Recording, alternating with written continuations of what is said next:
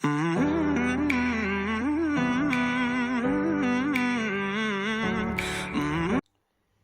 les amis, j'espère que vous allez bien. Bienvenue sur Douceur et Saveur de Mano. Aujourd'hui, je vous propose une autre recette de riz gras villageois. Donc, pour réaliser cette recette, j'aurai besoin de maquereaux fumés, de poisson magne sec, de crevettes fumées, quelques feuilles d'épinards, de l'huile rouge ou de l'huile de palme, du piment sec. On peut très bien utiliser du piment frais, un poivron rouge, un oignon, une tomate, du sel. Si vous consommez du cube Maggi, vous pouvez en rajouter. Et ça, c'est de la poudre de Somara.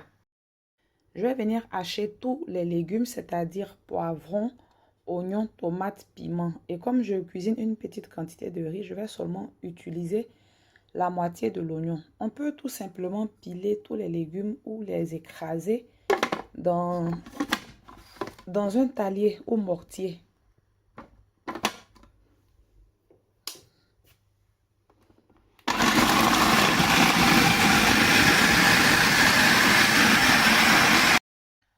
J'ai mis l'équivalent de 2 cuillères à soupe d'huile de palme dans ma casserole.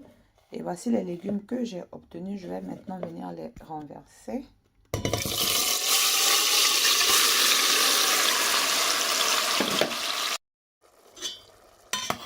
Et ensuite, je vais assaisonner. Je vais utiliser de la poudre de Sombara ou Sumbala. C'est aussi appelé Netetou au Sénégal, je crois. On peut facilement en avoir dans les épiceries africaines. Donc, je viens assaisonner et je viens aussi rajouter mes crevettes séchées ainsi que mon poisson magne sec. Je pense qu'on appelle ce poisson aussi héring. Héring ou hérin. Vous allez me faire parler français ici. C'est que c'est magne sec. Et je laisse le tout sauter ensemble pendant au moins 3 minutes. Je vais maintenant refermer ma casserole et laisser le tout cuire à feu moyen pendant une bonne dizaine de minutes avant de rajouter le riz. Je veux donner un peu plus de temps de cuisson aux crevettes et aux poissons que j'ai rajouté. 10 minutes sont passées, je vais maintenant rajouter le riz. Et avant d'ajouter le riz, il faut vérifier l'assaisonnement.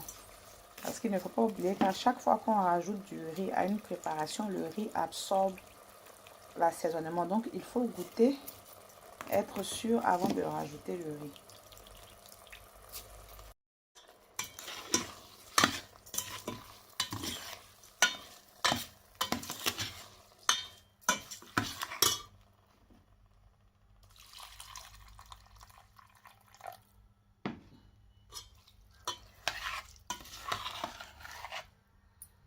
Il faut que l'eau soit tout juste à hauteur du riz à cause des légumes et la première préparation qu'on a faite.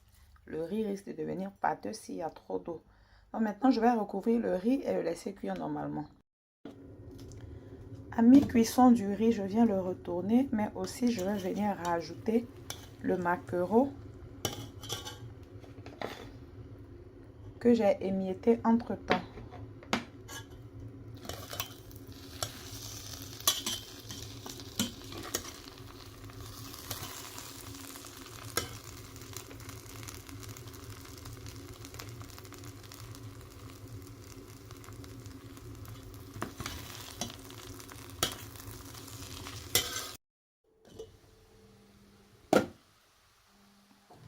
Le riz est prêt, mais 5 minutes avant d'éteindre le feu, je viens rajouter les feuilles d'épinards.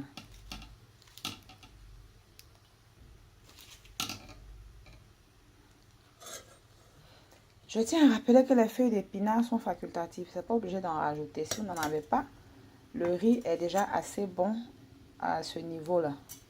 Donc je vais bien mélanger le tout, refermer et attendre 3 à 5 minutes avant d'éteindre le feu.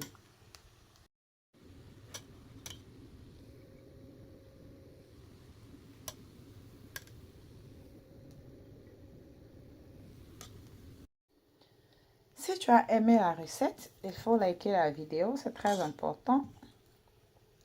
Si tu veux que je te donne un peu de gratin là, il faut commenter. On se retrouve bientôt pour une autre recette. Bye!